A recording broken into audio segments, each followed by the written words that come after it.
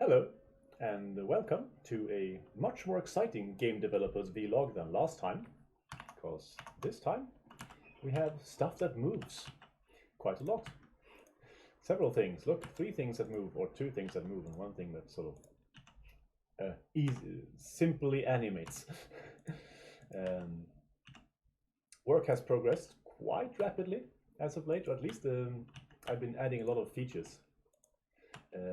Yesterday, I didn't add movement. I had movement before yesterday, but I made it much smoother and much more responsive. And I added this shooting mechanic that you can do that, and in order for that to work properly, at least, I wanted to get frame rates working. Frame rates refer to how many times per second the game updates its data and the screen. So, for example, I think, as far as I know, this little fellow, the rat, he moves at 7 pixels per frame. And the frame rate, I think, is at 30. So you would move 7 times 30 pixels in a second. I don't actually recall what the frame rate set at the moment. I believe the bullet speed is set at 40, so it moves 7 times 40 pixels per second. Well, actually,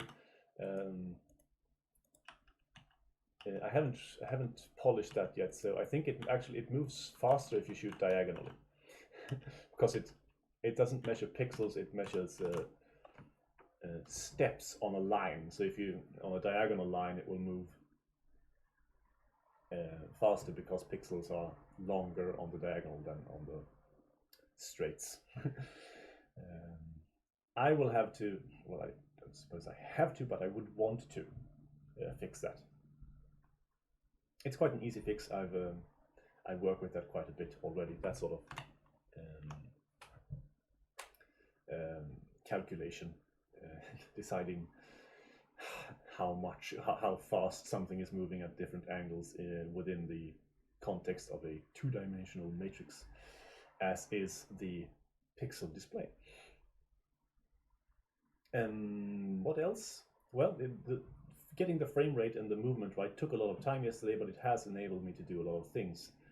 I'm quite proud of the fact that the explosion remains for a short while. I say proud, that's the thing that took the least amount of time yesterday. When I had the other things in place, that was easy to do. But this is also the sort of rudimentary mechanic for animation. Because what it does, when the bullet hits its mark, a counter starts that counts down a certain number of frames. I believe it's 5. So it's like a sixth of a second. And during that time, it displays this explosion. And of course, if I want to make something that moves in a more sophisticated way, I could just tell it to show different images at that time. So maybe we'll experiment with that. Maybe I will make an animated explosion. Or who knows, a running rodent. That would be quite simple. I've been working a lot with the structure, the code structure for. Sorry, I shouldn't point. That is the guy, of course. That is a picture of the moving rodent. But I think I have organized the information for all things, all potential things in the game, which would allow quite sophisticated animation, really. We shall see. Maybe I will make them move it, because at least rudimentary animation doesn't seem so far-fetched now. Maybe I'll just have like the main character be animated in a sophisticated manner.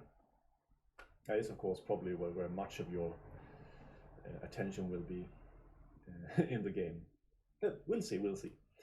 Today, and I guess maybe over the next couple of days as well, I'll be working with giving sort of substance to some of the other things. So like the car there, at the moment, I can walk straight through the car and the explosion here. because they're just tests of displaying graphic. You can think of them as being painted onto the floor or the ground in this this iteration of the game. They don't have any properties beyond the purely visual, and they are not represented in code the way that the rodent and the bullets are, but they are going to be, so that they have sort of physicality. So that if you try to run through the car, you can't. If the car is moving and you get hit by it, you get affected, I suppose. Probably get knocked back a bit, maybe take some damage. If you shoot at the car, it will register that. If you shoot at it enough, it will break in some way. This sort of stuff. One thing I really want is for you to be able to climb on top of a car that is stationary or moving slowly, such as when taking a turn, and then be carried along with it. I think that would be interesting, and I think it would. It's a challenge I want to take on. I don't suppose it will be terribly difficult at all, but I do think it will make a fun mechanic in the game. So that's what I'm going to work on. I would like to make a few more sprites, graphics for the game. I have some prepared, obviously, like the other kinds of rats, which aren't displayed here at all. Friendly ones and the unfriendly ones. But I'm thinking I want to put in, make some walls, obviously, to make structures and play around with that physicality more. Also, I think just like some shrubberies and maybe like a sidewalk. So imagine that the gray that you see here, that's the basic. That might be the road, the tarmac. And then you put sidewalks, you put in houses, and then you put in sidewalks around them, and maybe some shrubberies. I want some more color in my game than there is right now.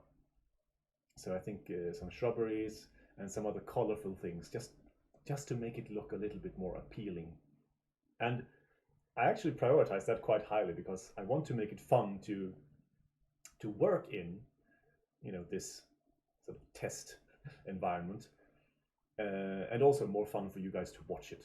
Because this gray background, I mean, it works. It's useful in that the sprites stand out well against it, but it's too boring. The mouse cursor also needs an update. I think it should be like a target reticle or something like that. That's about it for today's update. We're already 8 minutes. Wow.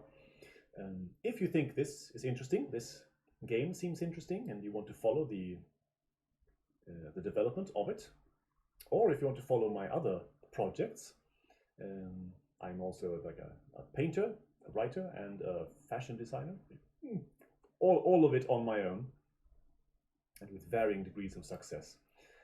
You'll find lots of information through the links down in the description, and a video with a link of which should be popping up towards the end of this video. And I hope you subscribe to this channel, because that's a good way of staying up to date. Also my Instagram account. Yes, so look forward to more updates within the next few days. And with that, I'd like to wish you a good time of day, and goodbye.